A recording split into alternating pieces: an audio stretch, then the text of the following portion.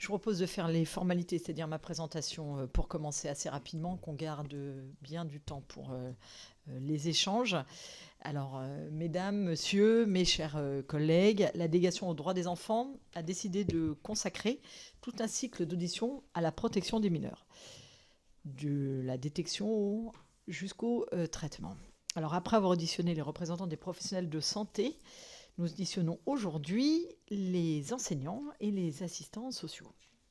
Nous accueillons donc aujourd'hui, alors je vais essayer de ne pas écorcher vos noms et vous ne m'en voudrez pas si je vous corrigerez, Madame Soraya Massy et Madame Roselyne Ducanda, DAS, voilà, directrice d'école et secrétaire nationale adjointe au syndicat des directrices et directeurs d'école S2DE. Madame Patricia Rodriguez-Chauvin, référente Montpellier, et Chantal Felt-Grissel-Houbert, très bien, référente de Nancy Metz du syndicat national des assistants sociaux de l'éducation nationale, le SNACEN. Édouard Léniel, secrétaire général adjoint du syndicat national des collèges et des lycées, SNCL. Pardon. Véronique Beaulieu, référente de l'Oise, et Stéphanie Paris, référente de l'Ain du syndicat national des écoles, SNE-CSEN. Et enfin, Natacha Delahaye et Céline Sierra du syndicat national unitaire des instituteurs, professeurs des écoles et professeurs d'enseignement général du collège, FSU-SNUIPP. Alors, beaucoup d'initiatives ont été prises par le ministère de l'Éducation nationale, que ce soit la participation des DAZEN aux observatoires départementaux de la protection de l'enfance, l'élaboration d'un VADVCOM à destination des enseignants sur les violences sexuelles intrafamiliales. Mais moi, ce qui m'intéresse, c'est qu'on voit bien que les enseignants sont parmi les premiers, signaleurs de maltraitance. Donc, j'aimerais avoir votre ressenti sur le terrain. Comment vous arrivez à participer à cette lutte contre les violences faites et aux mineurs, vous qui êtes bien entendu en première ligne, puisque, comme je l'ai dit, vous avez un rôle central, que ce soit en matière de repérage, de prévention. L'école est un lieu où l'enfant se sent en confiance et où sa parole peut se libérer. La ministre Charlotte Cobel le rappelait encore, l'éducation nationale reste le premier signaleur d'informations préoccupantes. S'agissant de la prévention, comment aborder les questions d'éducation à la vie affective, et ce, dès la maternelle. C'est un sujet qui remonte et je pense qu'il est important qu'on vous entende sur le sujet. Et puis, le Conseil national du barreau propose d'installer des permanences d'avocats dans les établissements scolaires pour recueillir la parole des enfants. J'aimerais vous entendre aussi, notamment sur ce sujet-là. Et ensuite, s'agissant du repérage, comment favoriser une plus grande coordination avec les professionnels de santé qui exercent à l'école, sachant que la Civis, dans son rapport de novembre, préconise un entretien individuel annuel d'évaluation du bien-être de l'enfant et de dépistage des violences, et renforcer les moyens des services sociaux et services de santé scolaire. Donc, il sera bien entendu intéressant d'avoir votre retour à ces propositions. Donc, voilà. Moi, je vous remercie en tout cas d'être venu aujourd'hui. Comme je vous l'ai dit auparavant, nous avons notamment auditionné vos collègues d'infirmières, médecine, tout ce qui était plutôt scolaire, notamment de la partie éducation nationale. Donc maintenant, voilà, c'est à vous et je vous remercie de vous être rendu disponible. Et en tout cas, moi, j'aimerais aussi vous entendre sur le fait qu'on parle beaucoup d'assistante sociale. Dans l'assistante sociale, on en a un petit peu dans le second degré, mais dans le premier degré, c'est plus compliqué. Donc voilà, je suis à votre écoute, nous sommes à votre écoute sur ces sujets-là. L'important pour nous étant d'avancer sur le repérage des enfants et de savoir aussi comment on peut mieux vous accompagner, puisque certains enseignants peuvent également être en difficulté de par un parcours personnel sur ces sujets-là. Voilà, j'en ai fini pour cette partie institutionnelle et je vous laisse donc la parole. Je crois qu'on vous a indiqué que vous aviez 2 minutes de présentation. Et après, on a des échanges avec mes collègues. Je pense que d'autres devraient arriver. Il y a certaines commissions qui ont terminé un petit peu tard, le temps que les collègues déjeunent et qu'ils arrivent. Mais en tout cas, nous sommes ravis de vous entendre. Je vous propose de commencer par vous, Madame Massy, et puis on défile. Et puis après, on fera dans l'autre sens pour pas qu'il y ait de jaloux.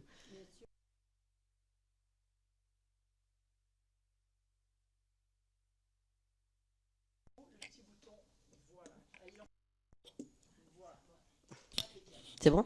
Oui.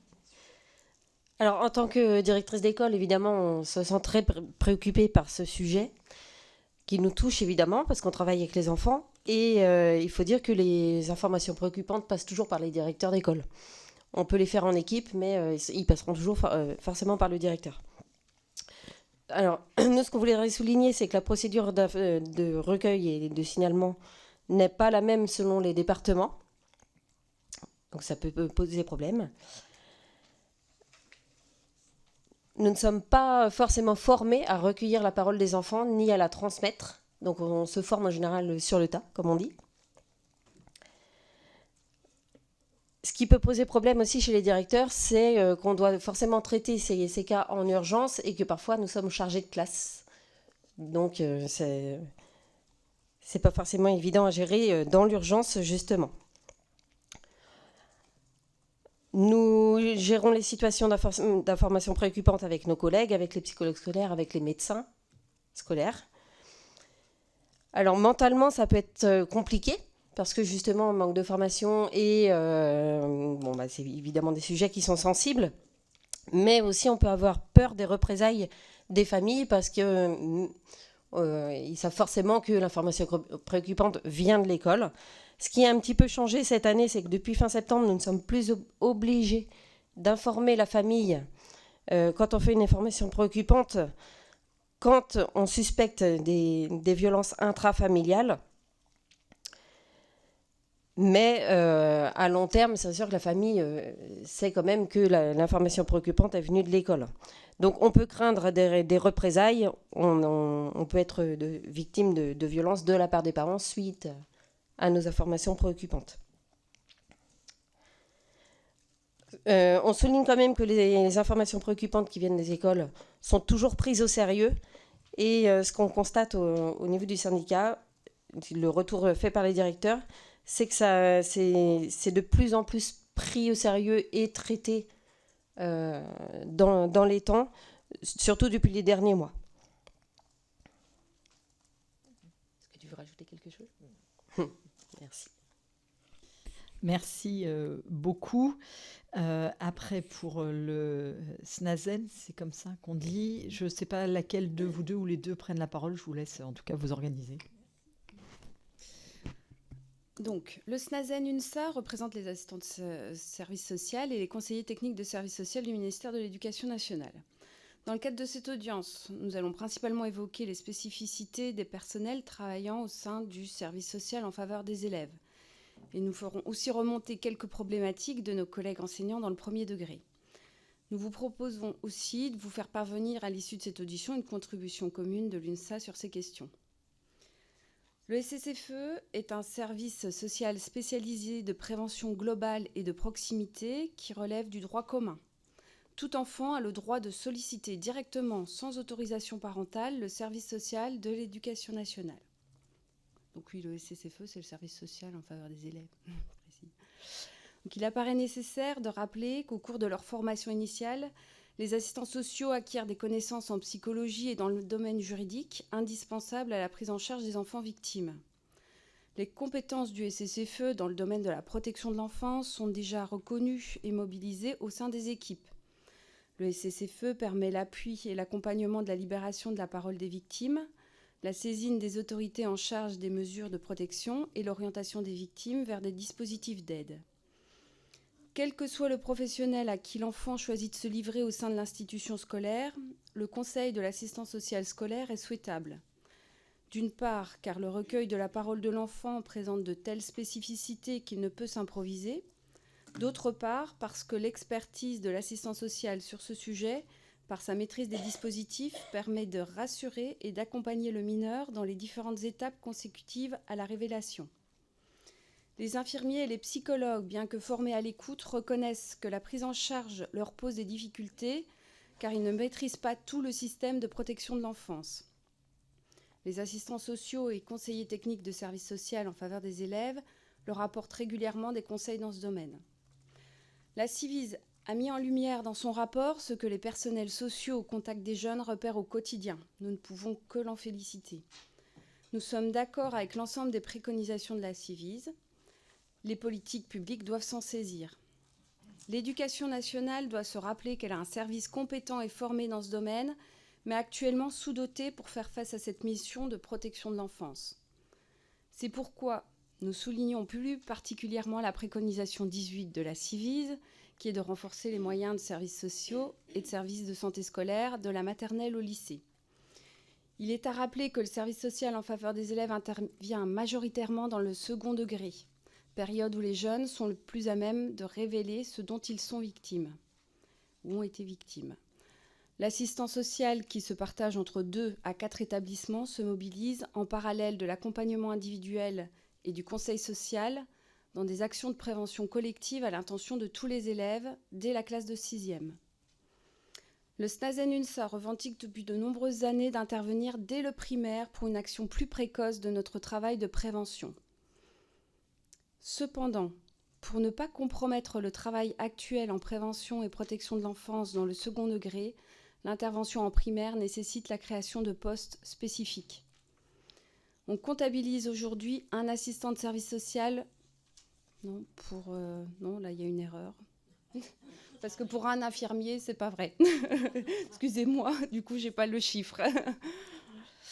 À ce jour, pour 12 infirmiers. Pour 2. Non, pour 3, je pense au moins. Oui. Bon, oui. Enfin, on est beaucoup moins que les infirmiers. C'est ça qu'on voulait dire. Environ 9 000 infirmiers et 3 000 assistants sociaux. À ce jour, les interventions des assistants sociaux ou de conseillers techniques de service social dans le premier degré se limitent à la sensibilisation des enseignants au repérage des signes de mal-être chez les enfants et à la mission de conseil et de soutien dans la rédaction des informations préoccupantes et signalements. C'est un véritable problème car nous savons tous à quel point il est important de repérer le plus tôt possible les violences et les dysfonctionnements dans les familles pour pouvoir agir efficacement. Les IEN, inspecteurs de l'éducation nationale, directeurs d'école et enseignants du premier degré se sentent seuls et démunis face à cette mission de protection de l'enfance. Il faut former tous les professionnels en contact avec les enfants au repérage, c'est essentiel. Mais il faut aussi être conscient que tous les professionnels ne sont pas en capacité de recevoir cette parole ou de voir ces signes. Nous insistons aussi sur la nécessité de développer les programmes d'éducation à la vie affective et sexuelle, incluant la question des violences sexuelles et de l'inceste. Cela peut être un levier pour le repérage des violences dans la famille, mais aussi pour lutter contre les violences entre mineurs. Nous déplorons de plus en plus l'impact de la pornographie avec un accès très tôt à ces contenus, autour de 8-9 ans, ainsi que des cas de jeunes filles sous emprise et maltraitées par leurs copains. Nous vous remercions d'avance pour ces échanges sur le cœur de notre métier. Nous espérons que le fait de nous recevoir avec nos collègues enseignants du premier degré soulignera l'importance de notre rôle à leur côté dès le plus jeune âge des enfants. Nous comptons sur les politiques publiques pour mettre en avant les compétences de notre service dans le domaine de la protection de l'enfance. Notre présence dans les écoles pourrait protéger mieux les enfants et le plus rapidement possible par la mise en place de vigilance dès le plus jeune âge. Merci beaucoup. Je vais passer la parole à Monsieur Léniel du SNCL. Merci Madame la Présidente. Je vous remercie de votre invitation. Merci à toutes de nous écouter. Le SNCL est un syndicat du second degré, donc les adhérents sont principalement des professeurs du second degré. Je suis moi-même professeur de mathématiques en collège. Nous sommes très sensibles à la question des violences sur mineurs, qui est un problème grave qui touche de nombreux enfants et adolescents en France. Selon les estimations, vous me corrigerez si elle n'est pas tout à fait exacte, mais il semblerait que un enfant sur 10 est victime de violences physiques, sexuelles et psychologiques ou psychologiques. Donc cela nécessite beaucoup de professionnels, beaucoup d'infirmiers, beaucoup d'assistants, assistantes sociaux. Et c'est certainement sur ce point que je suis mandaté pour insister le plus, en ce sens où de nombreux collègues, je me permets de le dire d'emblée, renoncent à un moment donné à tout faire remonter, tellement au bout du compte nous pouvons avoir le sentiment que finalement on finit par nous dire bon ouais, le système étant ce qu'il est, eh bien, ce ne sera pas forcément mieux s'il est en foyer, ce ne sera pas forcément mieux. Enfin, vous voyez un peu le genre de discours que l'on peut entendre, et ce que nous entendons en creux derrière ce genre d'affirmation, c'est que finalement, les collègues assistantes sociales sont tellement débordées pour gérer des situations qu'elles finissent par nous inculquer ce message que c'est pas sûr qu'en faisant quelque chose, que ce soit moins pire que la situation dans laquelle l'enfant peut se trouver actuellement. Je vous assure.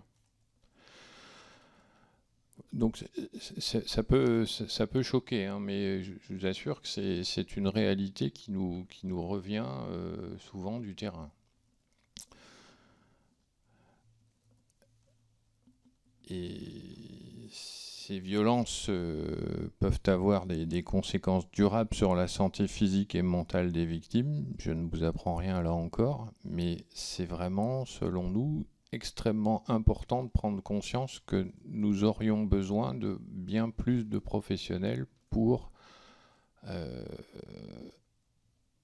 agir et pas contourner le problème, si je puis dire. Voilà. Je vais laisser la parole.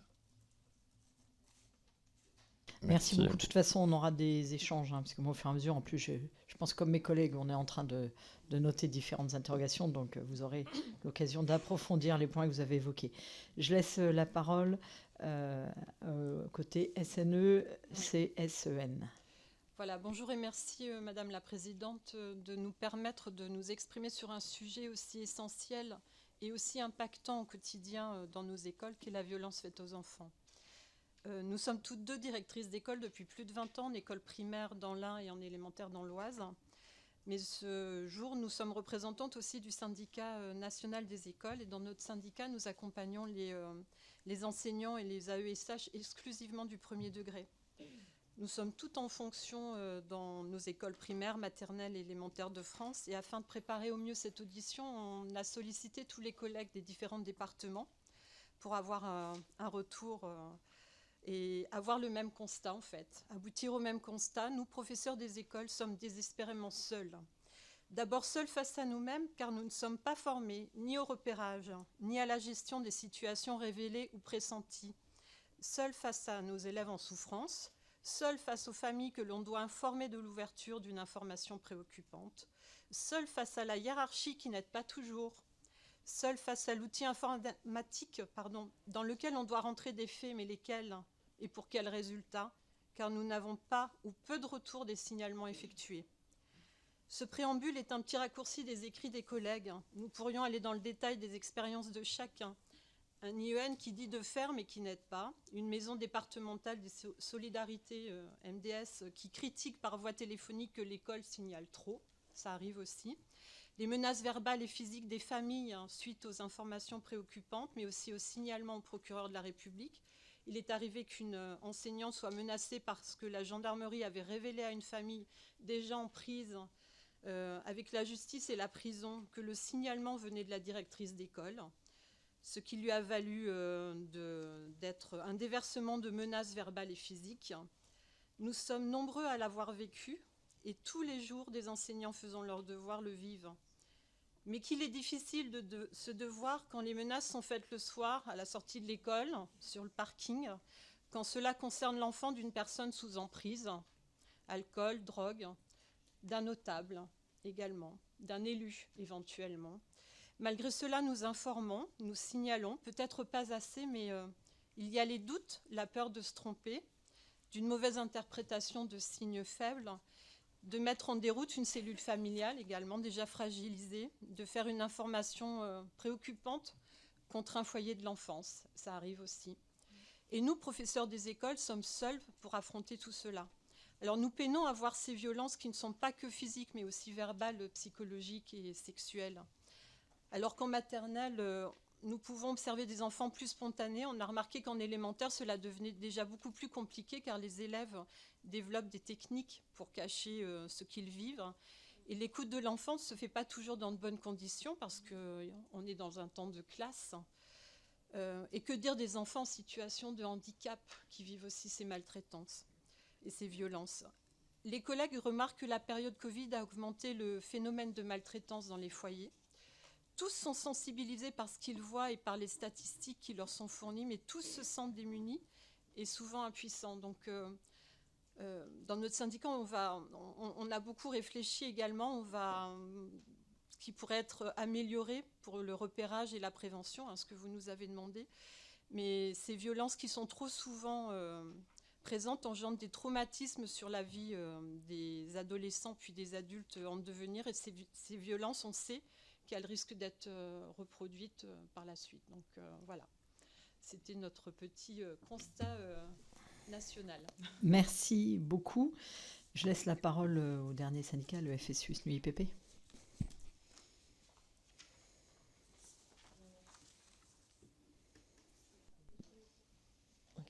Merci. Merci beaucoup pour l'invitation. Pour la FSU SNUIPP, la protection de l'enfant est l'affaire de tous. Cependant, l'école étant le lieu de vie, vous l'avez souligné, de la très grande majorité des enfants, il est pour nous indispensable que l'État en fasse sa priorité en termes de protection contre les violences faites aux enfants. Dès la maternelle, chaque enfant doit savoir ce qui est acceptable, y compris de la part des adultes, de ce qui ne l'est pas, tant du côté de l'hygiène, du soin, de la prise en charge émotionnelle, etc. Chaque enfant doit apprendre que certaines zones de son corps sont plus intimes que d'autres et qu'elle a le droit de s'opposer à qui voudrait les toucher, par exemple, mais qu'elle a aussi le droit de parler à un ou une adulte de confiance s'il ou elle en ressent le besoin. À l'école, la mise en œuvre de l'enseignement de l'éducation à la sexualité, des droits des enfants en éducation morale et civique, ainsi que tout autre cadre, comme ce fut le cas avec le questionnaire harcèlement au mois de novembre, permettent de créer des espaces de libération de la parole. Pour que la parole se libère, pour que les équipes éducatives scolaires puissent la recueillir, puissent se positionner en protection de la victime qu'est l'enfant, et être en mesure de lui dire « je te crois, je te protège » comme inscrit dans la doctrine de la Civise, il est indispensable que les enseignantes et enseignants soient formés. En effet, alors même que l'éducation à la sexualité doit être mise en œuvre dans les classes depuis 2001, la formation n'a pas été organisée pour répondre à la commande réglementaire. Pourtant réglementaire. Les enjeux de cet enseignement, du recueil de la parole et de la mise en route de la prise en charge des enfants doivent intégralement en faire partie. Les enseignantes et enseignants sont les premiers et premières à pouvoir agir. Dans le même temps, les enfants peuvent choisir de se confier à un autre adulte de l'école et c'est pourquoi tous les professionnels de celle-ci, enseignantes et enseignants, ATSEM, AESH, encadrantes et encadrants des temps périscolaires, doivent aussi pouvoir être formés, et ce à tous les niveaux, que cela concerne le repérage des signes, le recueil de la parole ou les procédures de signalement. Si parfois la violence ne fait pas de doute, les situations de suspicion doivent pouvoir s'appuyer sur une équipe pluriprofessionnelle, encore trop peu étoffée, du fait du manque de moyens, comme l'ont dit mes collègues, manque de moyens en psychologues de l'éducation nationale, de personnel du service social, notamment dans le premier degré, ça a aussi été souligné, de santé scolaire, infirmières, infirmiers, médecins, absence de soutien hiérarchique. Autre point, la confidentialité des signalements ou des informations préoccupantes est bien trop souvent poreuse et il n'est pas rare de voir les familles interroger directement l'enseignante ou l'enseignant, la directrice, le directeur, de façon véhémente sur la démarche qui a été entreprise. Alors, les personnels se sentent menacés et sont insuffisamment protégés. Si la formation au repérage et au signalement sont indispensables, le volet protection doit également être amélioré. Il en va du devenir de l'enfant, de prendre soin de lui. Il est nécessaire de lui proposer un accompagnement éducatif et thérapeutique si l'on veut conserver la confiance de ses enfants. Il faut l'appui de l'institution et un maillage solide autour des victimes. Merci. Merci à vous. On va faire un premier tour de table, mais ça va être, je pense que je donne la parole à tout le monde vu qu'il n'y a pas beaucoup de collègues. On va commencer par Michel Perron. Oui, alors normalement, on doit vous faire un préliminaire au sujet au pluriel que vous venez de nous signifier, parce que c'est lourd, comme parole et enfin, ce que j'ai entendu me préoccupe. Ça me préoccupait déjà, mais de l'entendre de vos bouches, ça l'est encore plus. Donc je parle au nom de mon groupe, évidemment, le groupe Renaissance, mais je ne vais pas parler trop longtemps. Je vais simplement vous dire les points qui m'ont le plus marqué. Je pense que c'est les principaux. D'abord, vous m'avez parlé de l'inégalité territoriale, l'inéquité territoriale. Dans un département, vous êtes moins servi que dans d'autres. Et c'est bien dommage. C'est un constat pour beaucoup de sujets. Ensuite, la violence sous-jacente que vous subissez, et les enseignants et les personnels infirmiers et professionnels sociomédicaux, suite à une IP, une information préoccupante. Ensuite, la sécurité, votre propre sécurité, également renforcer les services sociaux dans les établissements le plus que l'on peut. Donc un manque de moyens RH, ça c'est une évidence. Et j'en terminerai par votre formation, la formation des enseignants. Enfin, il faut vous former à écouter la parole de l'enfant. C'est pas donné à tout le monde, c'est pas inné. Vous les écoutez dans le cadre de l'enseignement que vous leur prêtez tous les jours de la semaine, mais écoutez un enfant qui est tabou, qui est souvent même qui a de la difficulté à parler, à se livrer, c'est pas évident, et il faut une formation, c'est sûr.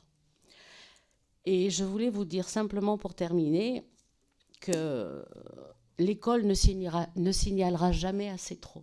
Rassurez-vous, moi je vous dirai jamais que vous avez trop signalé. Faut pas qu'on passe à côté de drames, souvent. Voilà, donc j'en arrêterai là, et puis les questions, de toute façon, j'ai mes collègues qui en poseront après moi. Voilà, merci. Merci beaucoup. Après, je propose, j'ai vu Madame Maximi. Merci beaucoup. Je m'excuse, je suis arrivée en retard, donc j'ai pas pu écouter toutes les interventions, mais en tout cas celles que j'ai pu entendre, évidemment, font à la fois réagir parce que moi j'ai entendu la solitude, la détresse du corps enseignant vis-à-vis de ces missions-là.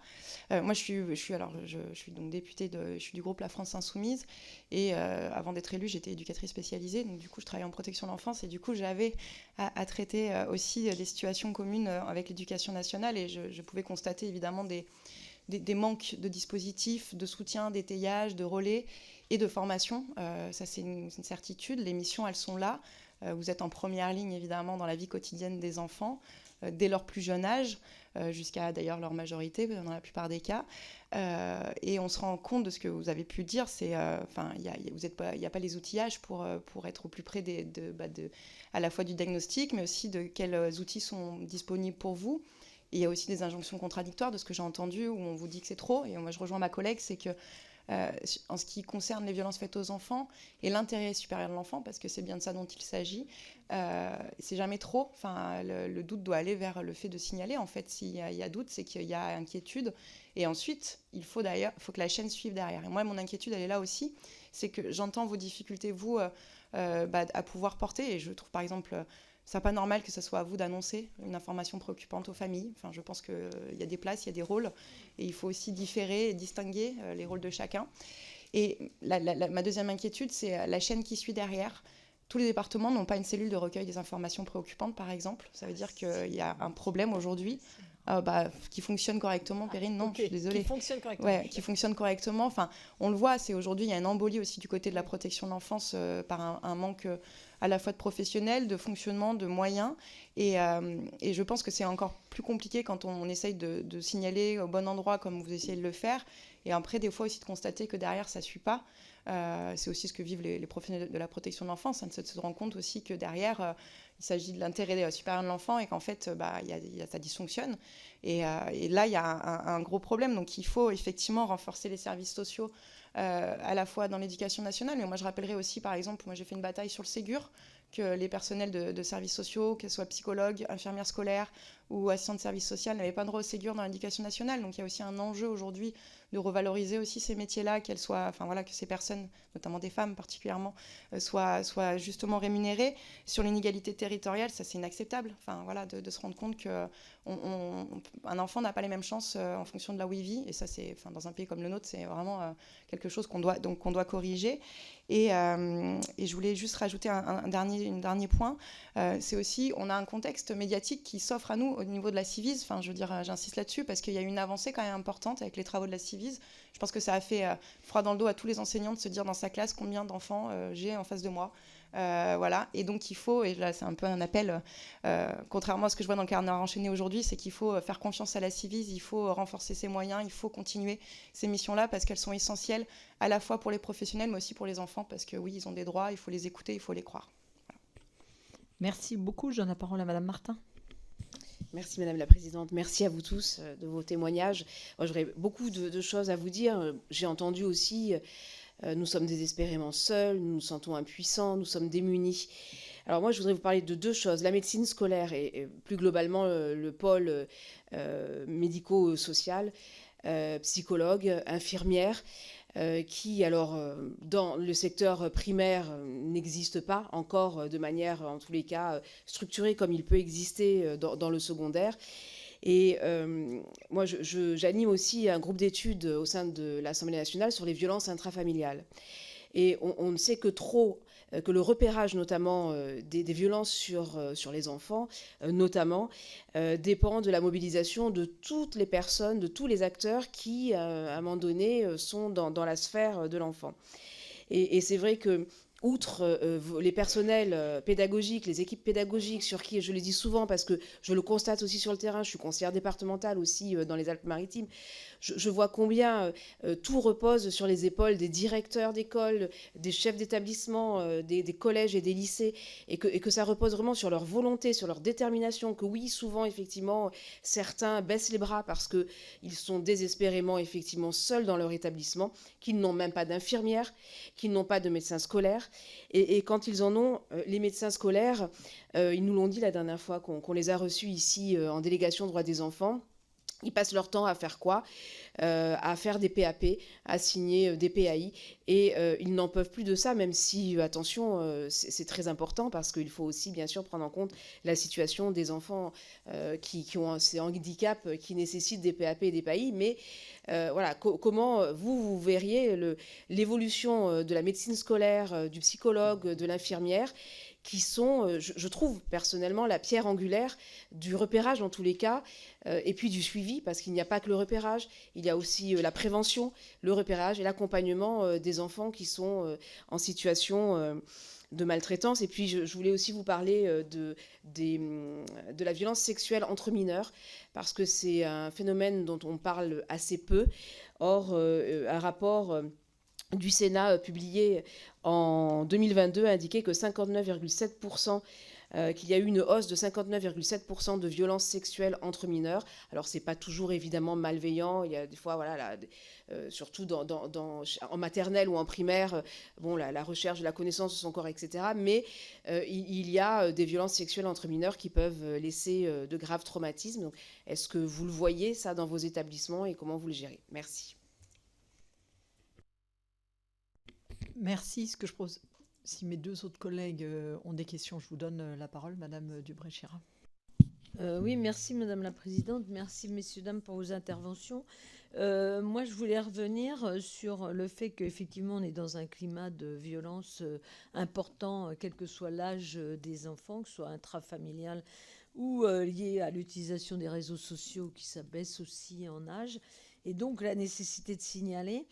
Je voulais rappeler quand même que dans la loi, toute personne, tout citoyen lambda est normalement censé faire un signalement quand il en a connaissance, avec les doutes qu'on peut avoir effectivement quant à la véracité de ce qu'on a repéré. Et après, c'est plus le circuit effectivement du signalement. Je pense que c'est vrai que c'est quelque chose de difficile, mais vous êtes le premier lieu de repérage de ces difficultés chez les enfants. Et il me semble que c'est très important que ça se fasse, même si effectivement, comme vous l'avez dit, il y a des risques de virulence des familles à votre égard. Logiquement, ils ne sont pas censés le savoir, sauf par le biais de l'enquête sociale qu'il y a ensuite. Mais logiquement, on n'a pas à dire, quand on fait un signalement, de qui il vient. Donc, mais bon, par déduction, les gens peuvent s'en apercevoir. Donc, j'entends votre demande de formation, mais est-ce que vous utilisez aussi les associations qui peuvent vous aider? Le tribunal fait des interventions auprès de différents types d'institutions pour expliquer comment faire un signalement avec une formation de très courte durée. Donc je pense que c'est ça aussi qu'on peut utiliser. De même pour accompagner, je dirais, les enfants. On parle d'éducation affective plutôt dans les collèges. Je pense qu'effectivement, il va falloir descendre un peu plus tôt sur le respect des personnes. Et là aussi, pour vous soulager, faire peut-être venir des associations qui traitent de ça de façon plus, je dirais, distancée, pas avec le même rapport avec les enfants. Et puis le repérage, je voulais revenir, mais toi tu reviendras peut-être sans doute, sur le repérage plus ciblé des enfants porteurs de handicap qui, on sait, sont plus souvent maltraités que les autres encore et peut-être plus difficiles à repérer. Donc comment est-ce que vous faites? Et effectivement, j'entends aussi la demande des demandes de professionnels de santé, notamment des infirmières scolaires, parce que je pense que c'est vraiment le premier maillon aussi de gens qui peuvent recueillir la parole plus simplement, plus anonymement. Mais bon, faut trouver et des postes et du monde pour mettre dessus. Merci. Madame Hugues. Oui, bonjour. Merci également, messieurs, dames, pour être professeur des écoles de formation. Ça fait vraiment écho à des choses que j'ai vécues en classe avec des enfants qui effectivement veulent pas venir à la piscine, veulent pas enlever une écharpe. Ça fait un tourbillon dans nos têtes, on pense le pire, et c'est vrai que c'est encore une mission supplémentaire qui vous incombe aujourd'hui, en plus de celle qu'on connaît sur la laïcité, l'inceste, les enfants en situation de handicap. Et justement, je voulais vous remercier de les avoir évoqués tout particulièrement dans vos témoignages, parce que le gouvernement a présenté son plan 2023-2027 contre les violences faites aux enfants il y a quelques jours, qui entend notamment prévenir le passage à l'acte des auteurs de violences avec un contrôle des professionnels au contact des enfants et une formation de ces derniers que vous demandez tous unanimement et que nous comprenons totalement. Sur la formation des professionnels des établissements sociaux et médico-sociaux intervenant auprès d'enfants, elle sera renforcée dès 2024 pour prévenir d'éventuelles situations de violence et renforcer le pouvoir d'agir des enfants. Ces enfants en ESMS sont plus vulnérables que les autres et plus sujets à être victimes de violences, qu'elles soient physiques ou sexuelles. Selon l'ONU, les enfants en situation de handicap sont 3 à 4 fois plus susceptibles d'être victimes de violences physiques et sexuelles et de négligence que les autres enfants. Alors, en tant que représentant des syndicats d'enseignants et assistants sociaux, quelles seraient vos recommandations pour le déploiement de cette formation à destination des professionnels afin de globaliser leur action avec les acteurs que vous êtes, les acteurs essentiels que vous êtes? Je vous remercie. Merci beaucoup. Si vous me permettez de vous poser, comme ça vous aurez toutes les questions, après vous allez pouvoir intervenir. Tout à l'heure, vous nous avez indiqué que les procédures de signalement étaient harmonisées dans chaque département. J'aimerais bien savoir ce que vous voyez de différent et ce qu'il faut harmoniser rapidement. Quand vous dites qu'on a des difficultés, qu'on ne connaît pas le système de protection de l'enfance, si vous pouvez préciser ce que vous avez besoin. Ensuite, j'aimerais, monsieur, que vous me disiez qui vous répond que c'est mieux de rester comme ça qu'être en foyer. Est-ce que c'est l'institution éducation nationale? Est-ce que c'est le département? Et dans ce cas-là, voilà, est-ce que vous allez, quand vous avez vraiment un doute, directement en justice, au-dessus, faire un signalement directement à la justice, parce que c'est aussi une possibilité qui vous est donnée. Qu'est-ce que j'avais noté d'autre? Oui, les espaces de libération de la parole. Est-ce que vous avez pensé à certains espaces, quelque chose que vous pourriez nous donner comme idée? Enfin, j'aimerais savoir, quand vous dites, tout le monde sait qu'on a des problèmes sur la réalisation de l'enseignement vie affective et sexuelle. Est-ce que vous avez essayé d'identifier pourquoi c'était compliqué? Ça, je pense que c'est aussi important de le savoir. Et vous avez à plusieurs reprises indiqué la difficulté d'être en one-to-one avec les familles. Par exemple, il y a une association, puisque Nicole Parisation, qui s'appelle les boîtes papillons, qui permet de poser des boîtes, et c'est l'association qui fait les signalements. Est-ce que vous pensez que ce genre d'outil peut aussi vous accompagner pour que vous soyez vous-même en face à face avec les parents? Et enfin, je reviens sur une des premières questions que je vous ai posées, c'est sur les permanences d'avocats dans les établissements. Voilà. On vous laisse répondre de manière où on a le temps. Donc voilà, vous avez au moins 5 à 7 minutes chaque syndicat pour répondre, je le dis tout de suite. Je pense qu'on a fait toutes les questions. On pourra sûrement rebondir sur ce que vous dites, mais vous avez normalement tous les thèmes. Je propose, c'est qu'on inverse le démarrage par rapport à tout à l'heure. Et donc, je vous propose qu'on commence par le FSU, SNU et PP. Je vous remercie. Alors, on va essayer de ne pas oublier le traitement d'une de vos questions. Oui, voilà, on va se compléter, c'est certain. Je vais prendre un rebours peut-être, ce sera tout aussi simple, parce que la dernière de votre question, c'est les difficultés de la mise en œuvre de l'éducation à la vie affective et sexuelle. Et de l'éducation à la sexualité. Et évidemment, c'est pour nous là que commence finalement l'apprentissage, la compréhension, la connaissance du corps des enfants, et donc les espaces de libération de la parole. Parce qu'en fait, si l'enfant n'a pas la connaissance de ce qui est ou n'est pas normal, possible, légal, mais en fait, il n'a pas la possibilité de parler même à une personne de confiance. Okay, il sait qu'il y a un mal-être, quelque chose qui est bizarre, il lui-même le sait, elle-même le sait, mais est-ce que j'ai l'autorisation? Est-ce que je peux partager ça? Donc forcément, les enseignantes et les enseignants, quand elles mettent en œuvre l'éducation à la sexualité dans les classes, ça libère la parole, ça ouvre une porte. Alors moi, j'ai été longtemps directrice d'école. Dans mon école, on a eu la possibilité, parce qu'on avait choisi de s'auto-former à l'éducation à la sexualité, de mettre en œuvre cet enseignement. Et en fait, mais c'est une douche froide en fait qui s'abat sur vous dans une école quand vous faites ça, parce que c'est une ouverture de porte. Ça veut dire que derrière, il y a des enfants qui signalent des violences sexuelles. Et que mes collègues l'ont dit, puis vous l'avez dit aussi, comment on fait, comment on traite, à quel moment on entend la parole, comment on n'est pas formé à recueillir la parole. Certaines ont dit on se forme sur le tas. En fait, oui, on se forme sur le tas. On apprend de ses collègues, de ses pairs, etc. Donc, les freins, ils sont que faire de l'éducation à la sexualité sans formation préalable, ça repose pas sur l'auto-formation. Elle n'est pas si simple que ça, parce que c'est très personnel en fait le rapport qu'on a à la sexualité. Donc évidemment qu'il faut une formation qui ait du recul, du détachement, et qui permette à chaque enseignant de se détacher de son propre vécu. Donc ça, c'était la première chose. Sur les espaces de libération de parole, on a donné un exemple dans notre propos liminaire du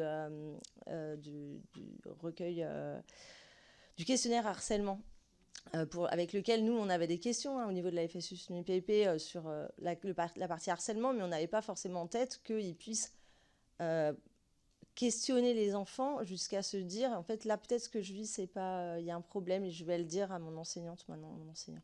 Donc, effectivement, c'est ces moments-là où, c'est ce que je disais tout à l'heure, en fait, il y a des choses qui ouvrent des portes, il faut absolument qu'elles soient mises en œuvre. Et dès la maternelle, aujourd'hui, on a un problème parce que la circulaire de 2018 sur l'enseignement, l'éducation à la sexualité, elle débute cet enseignement en CP.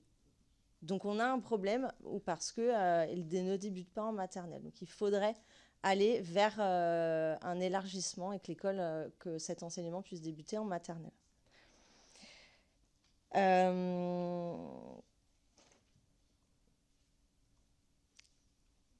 Vas-y. J'en profite.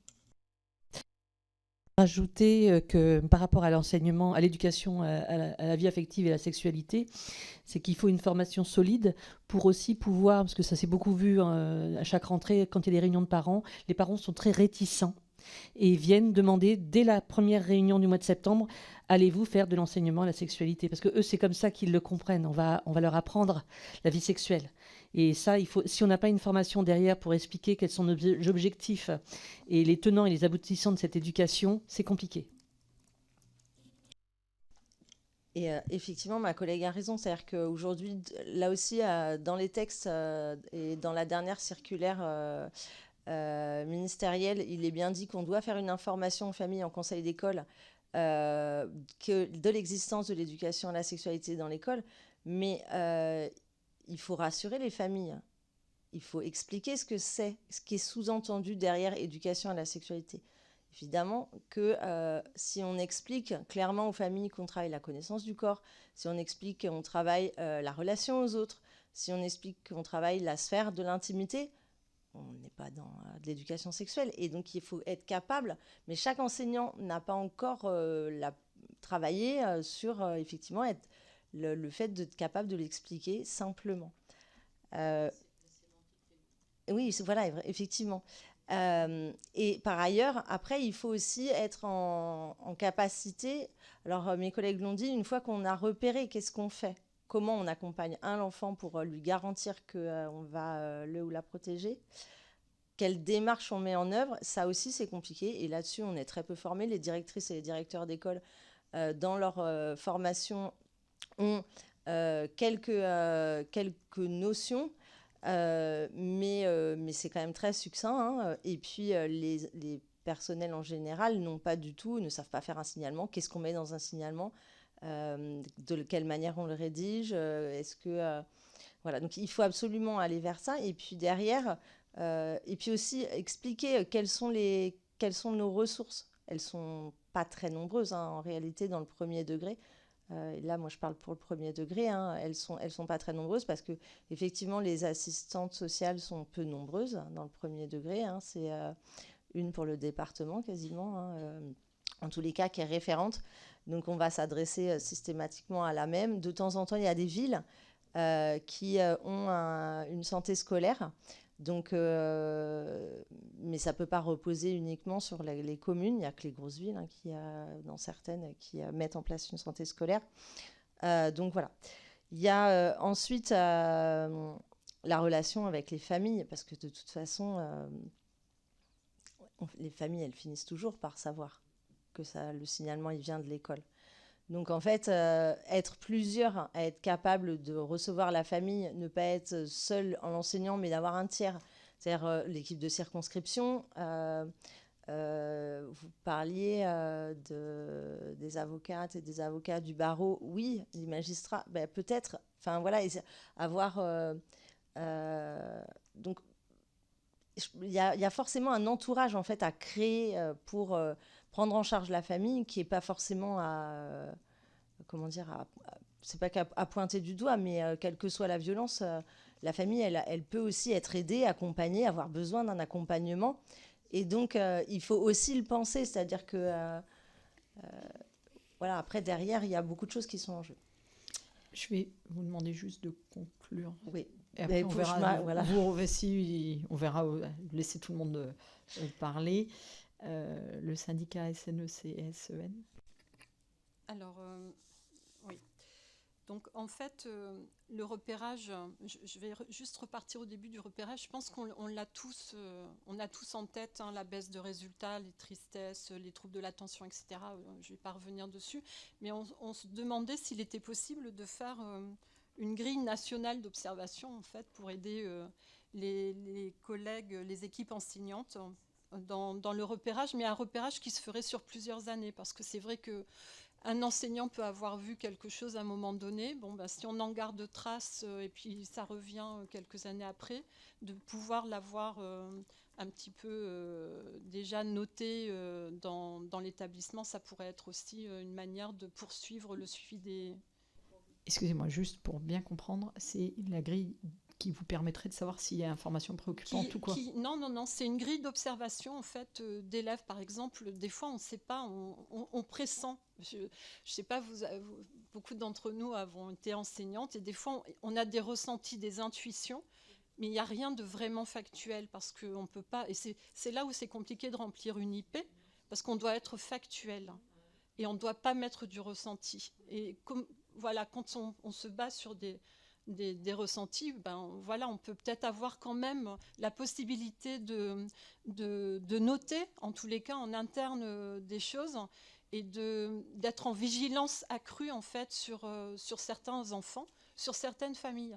Alors ces grilles peuvent être aussi intéressantes parce qu'on se rend compte, et c'est là où je repars aussi sur les différents territoires, c'est qu'il n'y a rien qui suit d'un territoire à l'autre. On a des familles qui sont... qui changent de département régulièrement parce qu'elles fuient les services sociaux. Il y a des comptes rendus de services sociaux qui ne suivent pas dans les écoles. Donc nous, directrices d'école ou directeurs d'école, on a pris l'habitude, quand on sent quelque chose, de contacter l'ancienne école en reprenant la feuille de radiation, de se dire tiens, il vient de tel département, je vais quand même appeler l'école. Et on nous dit ben oui, c'est une famille qui est suivie par les services sociaux. Il y a eu déjà un signalement au procureur de la République, des informations préoccupantes. Il y a eu des mesures AEMO. Et nous, on découvre quelqu'un tout neuf qui a déjà un passif, une histoire très compliquée. Et j'en reviens aussi, par exemple, par rapport à la violence entre mineurs qu'on peut voir aussi des fois dans les écoles primaires.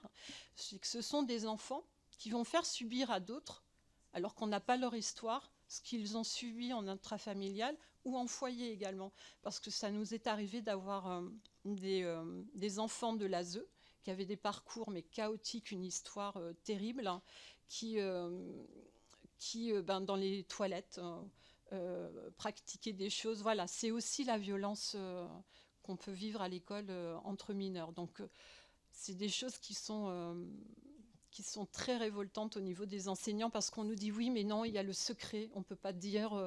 en gros, comme si on n'était pas professionnel de l'éducation et qu'on n'avait pas le droit à cette connaissance-là, à cette histoire-là, parce qu'on les reçoit au quotidien et on ne sait pas tout ça. Donc, on ne peut pas les accompagner au mieux. Donc ça, c'est une chose. On se demandait aussi si on pouvait créer une équipe mobile au niveau de la DSDEN, parce qu'il y a les MDS, c'est le département en fait, qui gère les informations préoccupantes. Mais l'éducation nationale, là-dedans, elle fait quoi, en fait, la hiérarchie? Quel est le lien entre les deux? On ne sait pas non plus, donc on ne peut pas s'appuyer, on n'a pas de retour, on n'a pas de soutien de notre hiérarchie, qui pourrait aussi des fois nous accompagner, nous demander si on se sent en sécurité par rapport à l'information préoccupante qu'on a fait. Et ça, on n'a pas ce soutien non plus de la hiérarchie parce qu'il n'y a pas de lien entre les services sociaux et l'éducation nationale.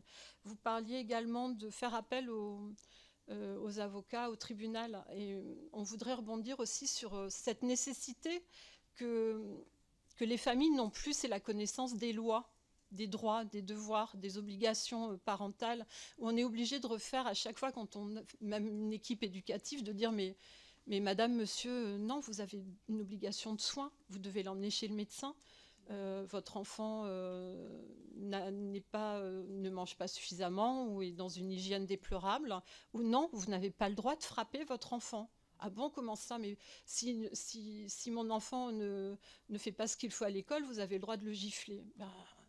Et franchement, vraiment, des fois, on est abasourdi par le discours des parents qui ne connaissent pas les droits, les lois françaises, en fait, quelles que soient les origines. Hein, c'est une pauvreté sociale je ne veux pas cibler personne. Hein, alors, quand on parle des régions, et vous parliez des différences des régions, je vous assure, pour avoir fait le tour des collègues sur la France, on s'est rendu compte que c'est toute région. C'est vraiment la pauvreté sociale et cible et dans toutes les régions. Alors on s'aperçoit également qu'il y a j'ai été un petit peu interloquée par une collègue de Concarneau qui m'a dit dans une école, En 9 ans, il y a eu 31 placements d'enfants dans son école. 31 placements d'enfants. Donc elle a fait ce qu'il fallait faire parce qu'il n'y avait pas de suivi, elle n'arrivait pas à avoir les bons interlocuteurs. Donc elle a fait un lien fort avec l'équipe, les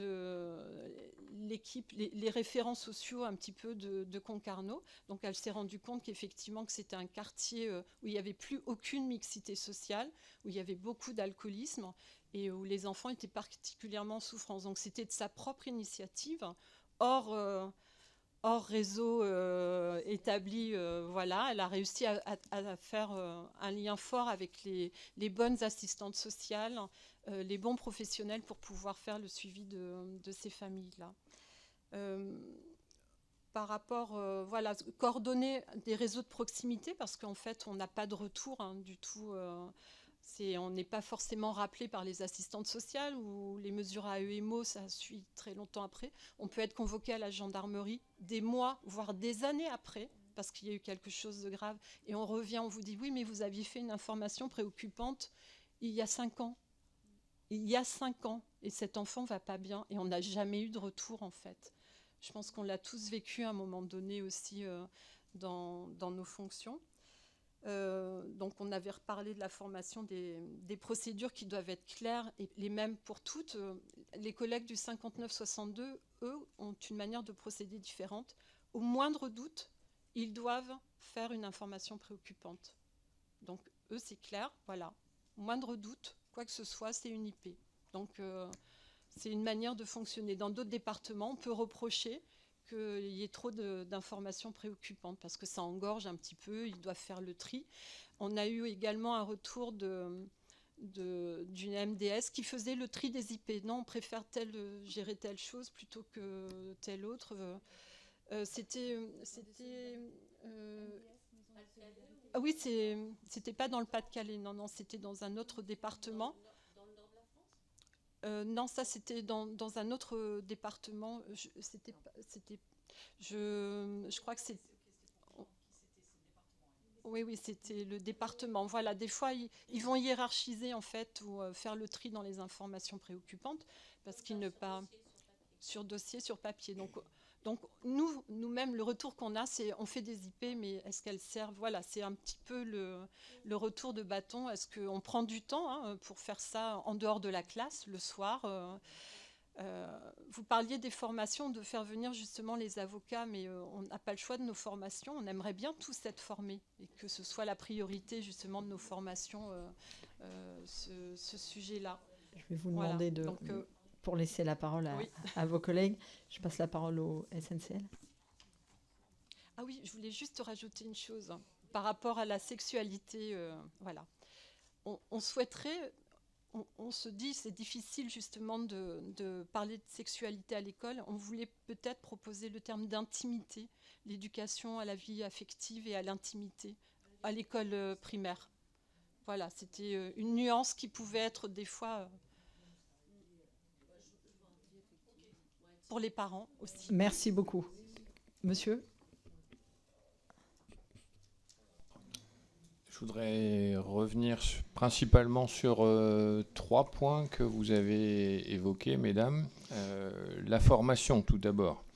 Je tiens à rappeler que les personnels sont attachés dans leur très grande majorité à ce qu'elle soit dispensée en dehors de la vacance des classes.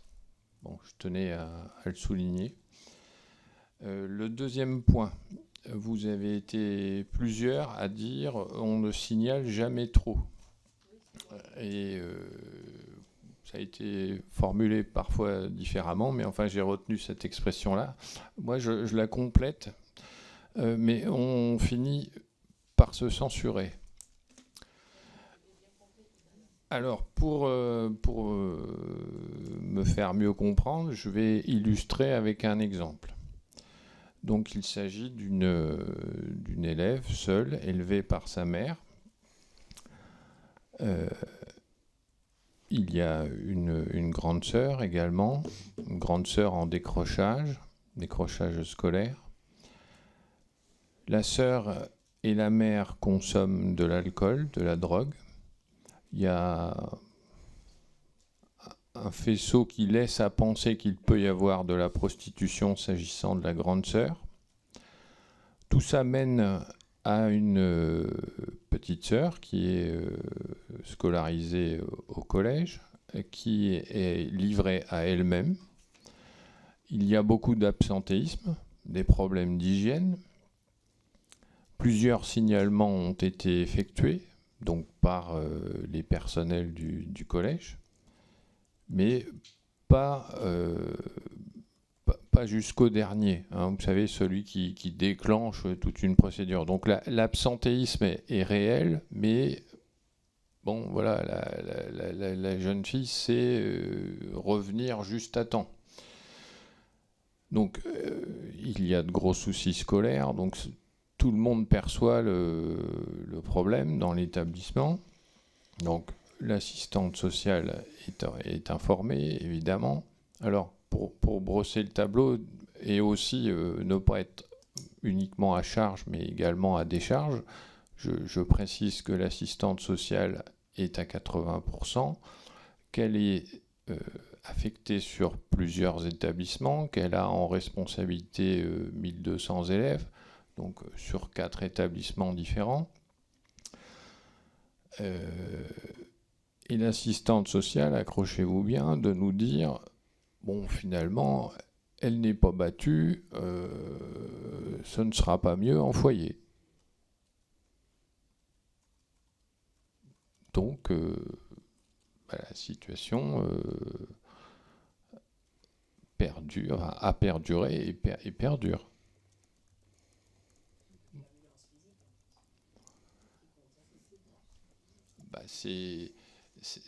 Enfin, nous considérons ça comme une violence par négligence. Là,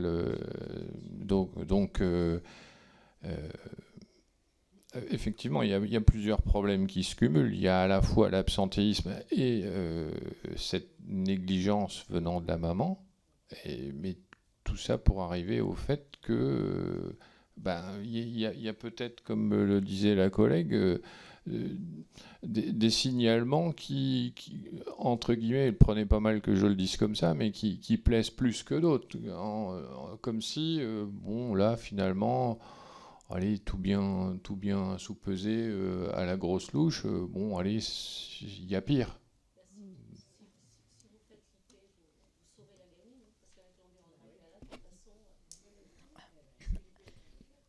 Non, oui. Et mesdames, si on commence, on ne va pas s'en sortir. Voilà.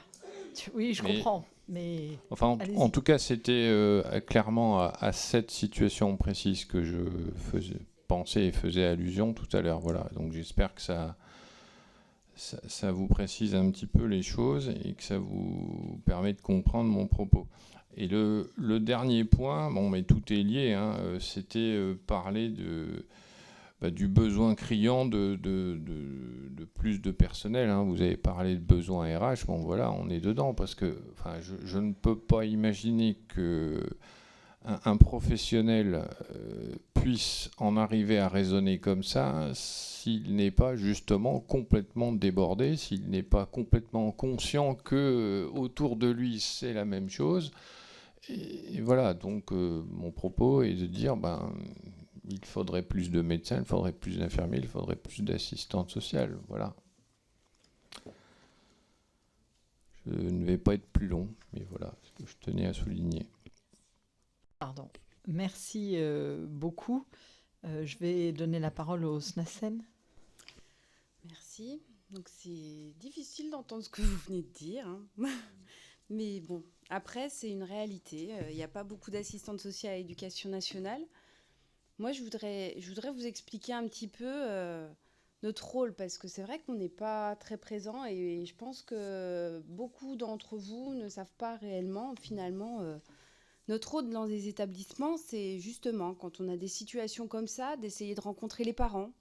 Vous disiez tout à l'heure, essayer d'apporter une aide aux parents, c'est ce qu'on essaye de faire en fait. On essaye déjà de rencontrer les parents, essayer de réfléchir avec eux sur les difficultés qu'ils peuvent rencontrer avec leurs enfants, essayer de travailler avec eux un peu leur parentalité Eh bien, bien sûr qu'à un moment donné, si c'est trop compliqué, on passe le relais au niveau du département et avec nos partenaires du département, parce qu'on travaille quand même beaucoup en lien avec eux. Et c'est ça toute la plus-value qu'on amène en fait dans les établissements du second degré. C'est qu'en fait, nous, on est en contact direct avec les collègues du département, on est en contact direct avec les professionnels, les éducateurs qui mettent en place les AEMO, les mesures éducatives. Et donc, des éléments qu'ils ne peuvent pas donner parce qu'ils sont soumis au secret professionnel sur une situation familiale, nous, on échange avec eux là-dessus. Et on essaye, du coup, parce que nous aussi, on est soumis au secret professionnel, mais d'amener une compréhension de la situation à nos collègues enseignants pour que, voilà, à un moment donné, tout le monde arrive à comprendre plus ou moins la situation sans qu'en effet les éléments de la situation soient complètement dits, parce que ça relève de notre fameux secret professionnel. Et c'est ce qui fait, en fait, c'est ce qui fait quand on voit les parents, quand on leur explique notre raisonnement et qu'on n'arrive pas à avoir de réaction de leur part, qu'ils ne vont pas rentrer dans le conflit avec nous comme ils pourraient le faire avec les enseignants. C'est-à-dire que ça ne va pas déclencher de relations de violence, de réactions de violence et de défis. C'est-à-dire qu'ils vont voir qu'on arrive au bout de ce qu'on peut leur proposer sur le moment. Et donc là, ça sera plus facilement accepté. Ce que n'arrivent pas à faire nos collègues, parce que justement, ils n'ont pas le temps de tisser de relations de confiance avec les parents. Et en général, on leur lit nos écrits. La plupart du temps, on leur lit nos écrits, sauf quand il s'agit de problèmes sexuels. Quand il s'agit de violences sexuelles, en intrafamilial, ou même dans le Gard, d'où je viens, même quand c'est en dehors du cadre familial, on ne dit rien aux parents. C'est la consigne du parquet. Le parquet nous demande de ne rien dire aux parents au cas où l'enfant, du fait du trauma ou du fait de ce qu'il a vécu, dirait qu'en fait ça vient d'un tiers, ces violences sexuelles, mais en fait ça vient du cadre familial. Voilà. Donc même dans ce cas-là, quand les parents reviennent vers nous, contrairement à ce qu'ils peuvent faire avec des professeurs, comme nos écrits sont très neutres, ils partent vraiment de la parole de l'enfant, ça ne déclenche pas l'animosité qu'il peut y avoir avec les professeurs, qui eux n'ont pas l'habitude de réaliser des écrits comme nous le faisons, parce que notre formation elle est pendant 3 ans sur des écrits professionnels qu'on peut adresser aux juges, qu'on peut adresser à de très nombreuses personnes, y compris il y a des gens qui ont des problèmes psychiatriques. Donc on va toujours avoir en tête dans nos écrits, et on peut former d'ailleurs les enseignants à ça, pour les aider à préparer leurs IP, en tête que ça peut être lu par le parent à un moment ou une autre de la procédure, et par l'enfant. Donc voilà, je ne parlerai pas d'expertise, mais on a cette expérience de l'écrit que n'ont pas d'autres professions, y compris les infirmiers, y compris les médecins, parce que les médecins sont de très bons professionnels, les infirmiers aussi très très très performants, mais pas en matière de protection de l'enfance et d'écrit de la protection de l'enfance. D'ailleurs, quand on est assistant social, on peut rédiger des rapports pour les juges aux affaires familiales en tant qu'expert de la protection de l'enfance. Donc, c'est vraiment spécialisé. Pour le suivi aussi. Vas-y. Alors, sur le signalement de départ, oui. Pardon. En fait, c'est pour vous expliquer que quand on travaille dans les établissements du second degré, ce signalement, en général, alors moi, pour le coup, dans le département où je travaille, c'est les enseignants qui le font, ou c'est en tout cas la personne qui a entendu, qui reçoit, qui fait le signalement. C'est pas dans tous les départements comme ça. Mais le fait qu'on soit présent, le fait qu'on puisse échanger avec ces enseignants sur justement un peu les ressentis que vous disiez, où on n'a pas de faits, on n'a que des ressentis, mais finalement dans la discussion, on arrive à trouver des faits. On arrive à dire, mais là, ce que tu viens de dire, c'est un fait. Et en fait, du coup, on les aide aussi dans cette rédaction. Enfin, c'est ça que je voulais dire. Donc c'est vrai qu'on s'éloigne parce qu'on parle de notre travail, mais en fait, c'est pour ça, c'est qu'à un moment donné, dans l'échange qu'on a avec les enseignants ou avec d'autres professionnels, et c'est toute la plus-value qu'on pourrait apporter avec les enseignants du premier degré, c'est d'être là, d'être des professionnels où, à un moment donné, on se reconnaît dans chacun nos spécificités et d'être là pour échanger à un moment donné. Et c'est ça toute la différence, je trouve aussi, avec des associations qui pourraient venir à un moment donné dans les écoles. C'est que, à force d'aller dans les écoles, on est reconnu dans notre spécificité professionnelle. Les échanges sont beaucoup plus faciles entre collègues. Et ça peut apporter justement que un collègue qui est démuni, il va peut-être pas spécialement aller en parler à des personnes qu'il ne connaît pas. Il va peut-être plus aller en parler à un collègue qui est vraiment là par rapport à cette problématique-là. Et c'est toute la différence entre faire intervenir des personnes extérieures. Alors je pense que sur peut-être la vie affective et sexuelle, en effet, on se rend bien compte que là-dessus, malgré toutes les actions qu'on essaye de mettre en place, parce que c'est ce qu'on fait aussi en tant qu'assistants sociaux, ces interventions à la vie affective et sexuelle, mais on est bien conscient que les 3 séances par an, on est largement loin de tout ça. Donc en effet, il faut peut-être qu'on s'appuie sur l'extérieur par rapport à ça, mais sur vraiment le repérage, soutenir les enseignants, ou même peut-être, pourquoi pas, d'être présent aussi dans ces établissements, que les enfants nous reconnaissent aussi, parce qu'on a beaucoup d'élèves quand même qui viennent nous voir directement par eux-mêmes, sans être finalement orientés par les professeurs, venir nous voir, discuter avec nous, être reconnus dans nos compétences aussi, parce qu'on explique ce qu'on fait quand même dans les établissements. Et par eux-mêmes, il y a quand même beaucoup de paroles qui se libèrent comme ça aussi. Merci. Merci beaucoup. Ouais. Que ça. Non. Michel. Oui. Michel, non, parce que non, mais c'est pas ça. C'est qu'au pire, tu demandes. Non, mais c'est parce que du coup, nos collègues du fond n'entendent pas ce que tu dis, donc c'est aussi compliqué pour tout le monde. Si, bon, on laisse la parole et je vous laisserai réagir après, et j'aurai une interrogation de toute façon. Allez-y, mesdames.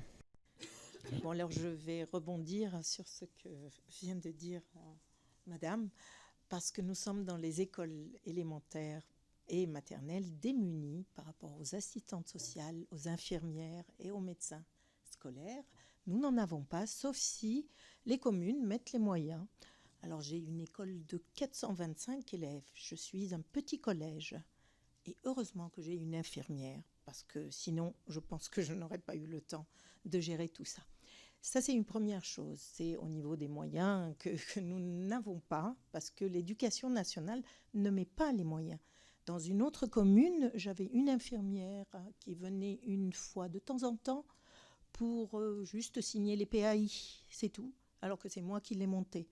Donc voilà, c'est cette différence-là qui est compliquée à gérer dans les écoles, parce que oui, on veut bien entendre la parole des enfants, mais il faut être formé également. Et nous ne le sommes pas, ce n'est pas notre rôle. Nous avons, moi dans ma commune, il y a eu une très bonne initiative, c'est qu'on nous a proposé un livre sur à distribuer aux élèves de CM1 sur les violences sexuelles. Et mes enseignants ont refusé de le distribuer parce qu'ils ne voulaient pas aborder cela sans formation avec leurs élèves. Et ils ne voulaient surtout pas faire de fausses, de faux dialogues, parce que non, on n'est pas curieux uniquement dans ces conditions. Il faut vraiment voir si l'enfant est en souffrance ou pas. Ce n'est pas notre rôle. On n'est pas là pour ça. On est là pour faire de la pédagogie a priori. Donc ça, c'est pas notre rôle. Après, je terminerai sur ce point, c'est que je suis désolée, mais on n'a pas de coordination avec les services sociaux. Quand on fait des informations préoccupantes, nous n'avons aucun retour, mais on ne veut pas avoir de retour dans le sens « Ah oui, on a fait ça aux familles » ou quoi que ce soit, mais juste savoir si la demande a été prise en charge, si la parole de l'école a été vraiment, vraiment respectée. Parce que quand on voit qu'au bout de quelques mois, il n'y a rien qui se passe et que la famille a eu... aussi, je reçois un courrier comme quoi cette famille, non, n'a pas besoin d'une AMO, n'a pas besoin de suivi, alors que ça fait quand même des mois et des mois que je liste tous les faits qui nous inquiètent. Pas de lunettes pour un enfant, pas d'orthophonie, pas de médecins alors qu'ils ont quand même des carences, etc. Tout ça est inquiétant. Non, pour les services sociaux, ça ne l'est pas. Alors, pourquoi on n'entendrait pas l'école à ce moment-là? Pourquoi on ne pourrait pas voir les dossiers ensemble, puisque c'est nous qui signalons? Donc c'est notre inquiétude à nous. Bon, voilà. Donc moi, je suis démunie par rapport à ces dossiers-là. Merci beaucoup. Je crois que sur ce point-là, en tout cas, vous avez été partiellement entendu, puisque dans les annonces la semaine dernière du ministre, il dit bien qu'il veut mettre en lien l'éducation nationale et l'ASE, en créant un référent dans chaque département dédié à l'éducation, côté éducation nationale, pour faire ces relais. Donc, il y aura au moins ça qui devrait avancer, à défaut du reste. Moi, j'avais juste, Madame, vous parliez que vous, voilà, dans vos rapports, etc., vous questionniez l'enfant.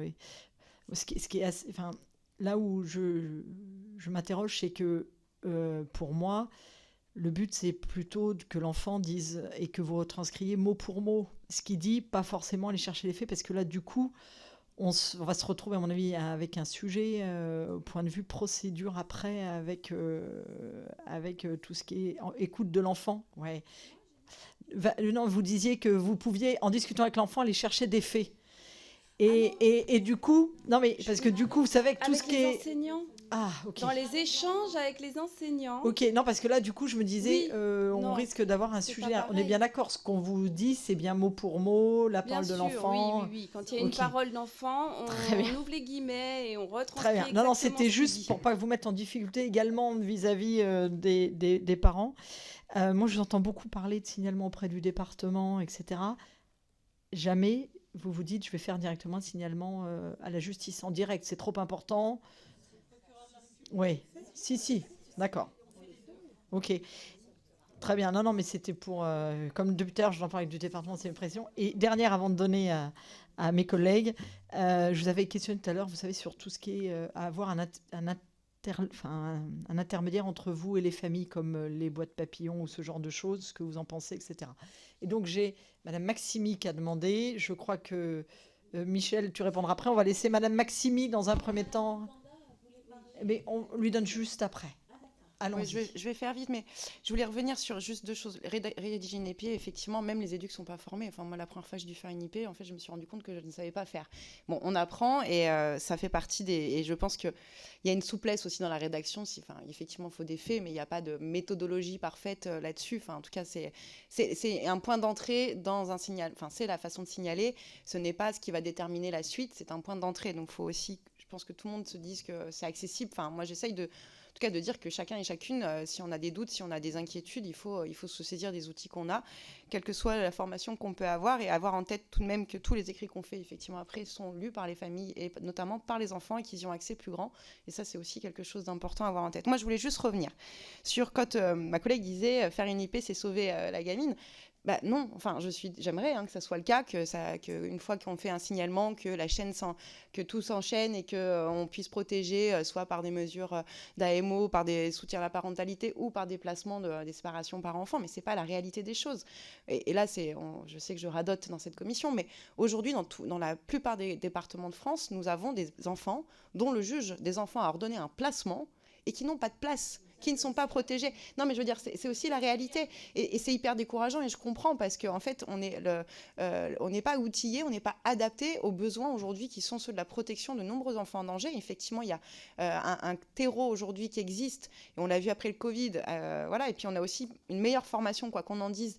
En tout cas, le regard est plus fin sur les violences sexuelles, sur les violences physiques, les violences morales. Mais le problème, c'est que derrière, ça ne suit pas. Et c'est ça la catastrophe, c'est qu'aujourd'hui, malgré les signalements, aujourd'hui, des juges ordonnent des placements, les enfants impatientent à domicile. C'est catastrophique. Enfin voilà. Moi, je voulais juste revenir là-dessus parce que c'est aussi, c'est lié à tout ce qu'on se dit aussi aujourd'hui, quoi. Madame Dubré-Chirat. Oui, merci. Moi, je voulais revenir sur les signalements, effectivement, parce que j'avais l'impression d'entendre à certains moments des choses qui se rejoignaient entre signalement, suivi des familles préalables, etc. Je pense que partout maintenant, on entend que le signalement, c'est quand on a un doute, on signale. Après, le traitement, je dirais, il nous appartient plus une fois qu'on a fait. Moi, j'étais professionnelle de santé, on fait un signalement, c'est vrai que c'est pas facile, mais il appartient plus pour savoir s'il y a une enquête sociale ou pas, ou ce qu'on en fait, sauf si on a un retour après, ce qui n'est pas le cas effectivement. Mais je pense que là-dessus, faut être factuel. Et en fait, quand je parlais tout à l'heure de tribunaux, c'est que les juges pour enfants, ils interviennent simplement, c'est pas de l'ordre de la formation, c'est de l'ordre de l'information sur comment faire un signalement en allant au plus simple, au plus factuel, au plus élémentaire de la description. Puis après, c'est vrai que ça va au tribunal et que les gens s'en occupent ou pas en fonction de la gravité des faits. Mais c'est vrai que je suis quand même très étonnée dans ce que vous dites quand vous utilisez le terme de renoncer ou se censurer. Moi, je pense que là, on a quand même un gros travail à faire parce que on a quand même des violences énormes partout en montée en puissance. Et moi, j'ai du mal à entendre qu'on se censure ou qu'on renonce. Après, ça dépend de ce qu'on écrit comme fait. Mais je pense que c'est très important de signaler parce que c'est par là que ça passe et qu'on évitera à des enfants d'être dans une situation de plus en plus dégradée. Donc, je pense que après, il ne faut pas s'attendre à des... Si on attend d'avoir une grosse formation destinée à tout le monde, tous les salariés des écoles, etc., puisque effectivement, il faut que tout le monde est concerné, eh ben, dans 20 ans, on n'est pas rendu. Hein. Or, ça urge, si je puis dire. Donc, il faut vraiment que chacun soit concerné là où il est, sur des faits.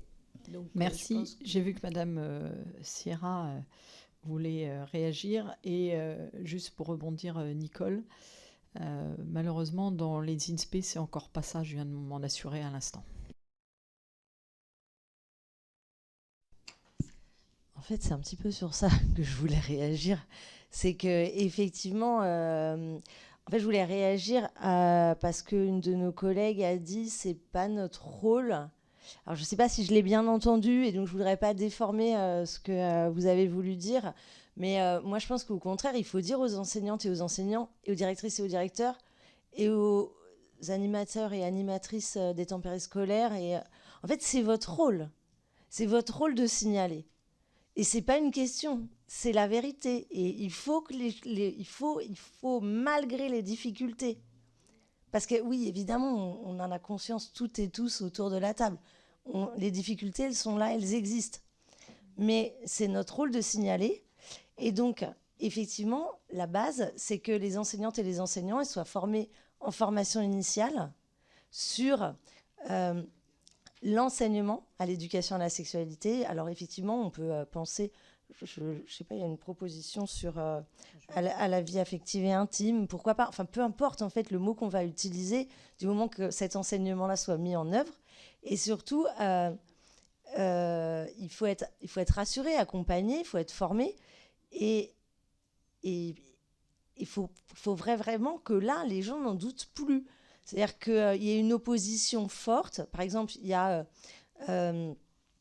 des associations de parents qui vont actuellement faire pression sur les directrices et directeurs d'école, qui font pression sur les enseignantes et enseignants. Il faut qu'il y ait une opposition forte de l'ensemble de l'État, des parlementaires, de la communauté éducative, pour dire, en fait, c'est pas... Stop, vous pouvez être opposé à ce qu'on est en train de faire, mais en fait, il n'y a pas le choix. Il n'y a pas le choix, et voilà. Donc, moi, c'est là-dessus que je voulais revenir, c'est-à-dire que il doit y avoir à un moment donné un temps fort pour que soit posé le cadre et redonner le cadre à tous et à toutes. Merci beaucoup. J'avais promis de redonner la parole à Madame Ducantas et j'ai oublié, donc je le fais et je m'en excuse. Je voulais juste revenir sur les différences selon les départements. Parce que les informations préoccupantes, c'est déjà une procédure qui est compliquée.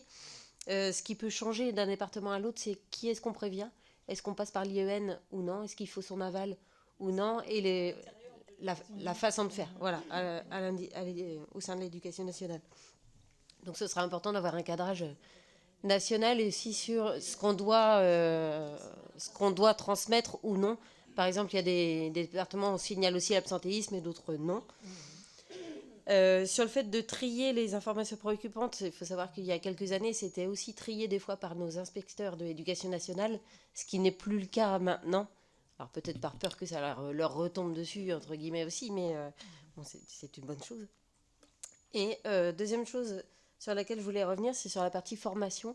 Je trouve ça important aussi de voir, peut-être dans cette partie formation, comment nous, en tant que professionnels, une fois qu'on recueille la parole de l'enfant et qu'on la transmet, comment est-ce qu'on peut vivre avec ça, un peu prendre du recul vis-à-vis de ça aussi, surtout vu la lenteur des procédures, parce que c'est vrai qu'une fois qu'on signale, on a aussi l'après. Qu'est-ce qui va se passer après, voilà, un peu apprendre à prendre du recul. Je ne sais pas si vous êtes formés là-dessus au niveau des assistantes sociales, mais nous, pas du tout, et c'est vrai que ça peut être difficile à vivre aussi. Merci beaucoup. Oui. Juste répondre, s'il vous plaît, madame. Je reviens vers vous après, je vous ai vu, il n'y a pas de souci. Allez-y. Juste que je n'ai pas dit que ce n'était pas notre rôle de faire les informations préoccupantes, et je suis évidemment bien consciente de l'importance que c'est. J'avais dit que ce n'était pas notre rôle de parler de sexualité parce que nous ne sommes pas assez formés pour, et de récolter la parole, c'est le rôle effectivement des professionnels qui sont les assistantes sociales, les psychologues, les médecins et les infirmières. Voilà. Merci. Donc je crois que c'est Madame Paris, c'est ça? Oui, moi je voulais juste revenir sur les associations, boîtes papillons, les choses comme ça. Donc moi je travaille dans un territoire rural. Et autant vous dire que les associations, pour nous, elles n'existent pas en fait. On n'a pas d'association en appui, comme peut-être il en existe ailleurs, mais du coup, il y a de grandes différences, je pense, de territoire. Merci beaucoup, oui, on va voir. Est-ce que Madame Loire qui est arrivée après, est-ce que vous aviez des questions ou pas? C'est tout. Très bien. Est-ce que... Ouais, vas-y, Servat. Je regrette juste que vous soyez parvenu sur les enfants en situation de handicap plus particulièrement. Est-ce que vous avez des données? Est-ce que vous avez des éléments supplémentaires? Si je peux me permettre, moi j'ai été face justement à un enfant en grande détresse de handicap, et il a fallu 3 ans, j'ai fini par faire une IP, et faire une IP contre des parents d'enfants porteurs de handicap, ça m'a explosé à la figure en fait, moi, parce que effectivement, accuser des parents qui ont un enfant porteur de handicap, c'est très compliqué, comme s'ils ne pouvaient pas être défaillants au même titre que les autres. Et du coup, j'ai eu un mur institutionnel qui rejetait la faute sur l'école. Pourquoi est-ce qu'on n'avait pas adapté? Pourquoi est-ce qu'on n'était pas allé au bout de de l'accueil, des adaptations, alors que c'est les parents qui étaient défaillants?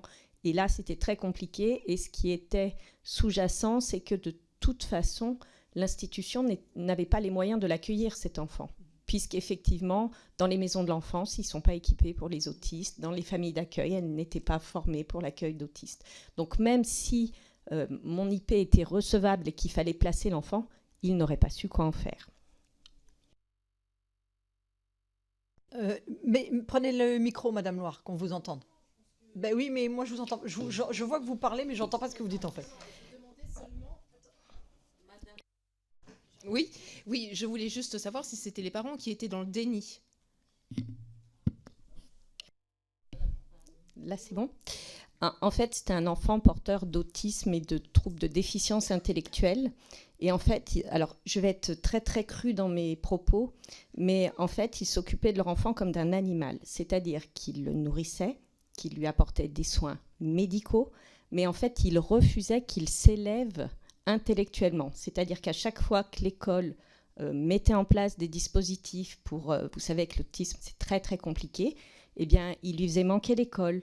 Ou alors, il ne continuait pas à travailler à la maison, ce que nous, on essayait de proposer. Donc, en fait, à chaque fois qu'on proposait quelque chose, à chaque fois, il reculait par des... Alors, il nous a fallu des années pour assumer cette position et faire une IP en disant, ces parents-là, ils ne souhaitent pas que leur enfant évolue, parce qu'en fait, tout ce qu'on met en place, en face, nous avons un mur. Il l'empêchait d'évoluer. Allez-y. Oui. Après, je voulais simplement revenir sur ce que disait la collègue et poursuivre, c'est qu'effectivement, après, quand on fait des signalements sur ces enfants-là, l'institution en face ne sait pas où les mettre. Voilà, ne sait pas où les accueillir, puisque, comme disait la collègue, et ça c'était important, les familles d'accueil ne sont pas formées, à part un hôpital psychiatrique fermé pour des petits, c'est quand même, ça paraît complètement aberrant. Voilà, non. Voilà. Je voulais savoir justement, parce que je vois que l'heure tourne, à quel endroit on envoie nos contributions? Vous l'envoyez à Madame Roquezani qui vous a envoyé normalement les invitations, puisque Anne est l'administratrice avec Elena qui est là, sont nos 2 administrateurs de la délégation aux droits des enfants. Donc elle centralise tout et après nous permettra voilà, d'avoir des propositions, en tout cas dans quelques semaines, mois, parce que c'est un cycle un petit peu long d'audition pour essayer d'améliorer les choses. Et je vois que Madame Rodriguez-Chauvin a une dernière... allez-y. Mettez le micro, s'il vous plaît. Simplement pour ajouter que c'est vrai que si on... Pardon, c'est moi qui ai fait une mauvaise manip, j'essaie de couper le micro. Si on réussit à travailler en pluridisciplinarité entre AS, personnel du corps médical et les enseignants, je pense que ça ferait du bien à tout le monde, et aux enfants et aux enseignants, parce que nous, on est à disposition, mais bon, pas à moyen constant, bien sûr, mais s'il y a des recrutements, ça peut être très important. D'autant plus que plus tôt on intervient, mieux on arrivera à faire cesser les souffrances que vivent ces jeunes, ces enfants.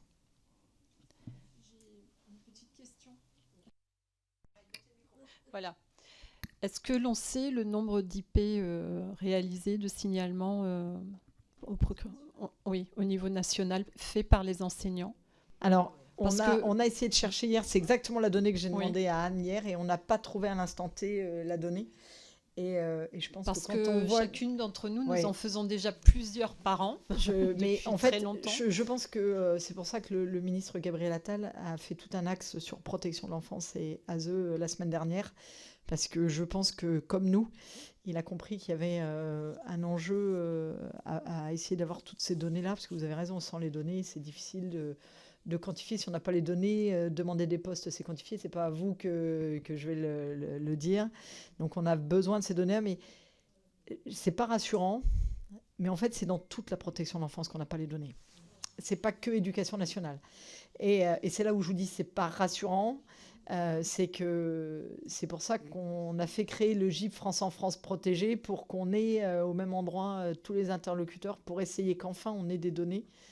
Parce que c'est sur la protection de l'enfance, c'est vraiment, j'allais dire, le manque. D'ailleurs, on le voit très bien sur 2 violences qui sont terribles l'une et l'autre, c'est les meurtres de femmes et les meurtres d'enfants.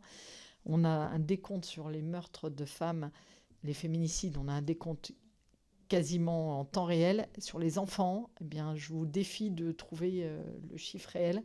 Et on voit bien qu'on a encore pas mal de choses à lever sur l'enfant, dont la connaissance des données. Vous avez totalement raison.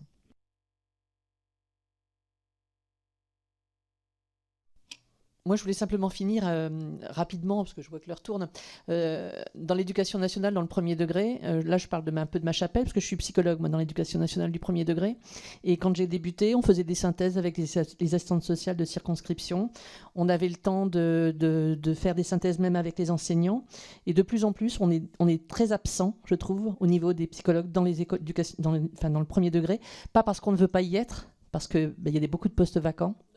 On a des secteurs, moi j'étais à 1000 élèves il y a quelques années, je suis à 1300 maintenant, et on est énormément sollicité par les enfants à besoins éducatifs particuliers, les enfants en situation de handicap, et c'est vrai que des fois on n'a plus le temps de faire tout ce qu'on appelle un peu le volet prévention, qui est de faire des ateliers de parents en maternelle, de faire des ateliers de philosophie avec les élèves, de faire des cellules d'écoute, des permanences d'écoute, justement avec les boîtes. J'ai certaines de collègues qui utilisent des boîtes où les enfants mettent un mot en disant « j'ai envie de parler ». Mais voilà, ça on a de moins en moins de temps pour ça. C'est exactement ce que nous ont dit vos collègues la dernière fois. On est d'accord. Ah bah oui, alors allons-y. Merci. Vous disiez que vous faisiez beaucoup d'IP. Beaucoup, c'est combien quoi, vous et vos collègues, en fait? Juste pour qu'on ait un ordre d'idée, puisqu'on n'a pas de chiffres.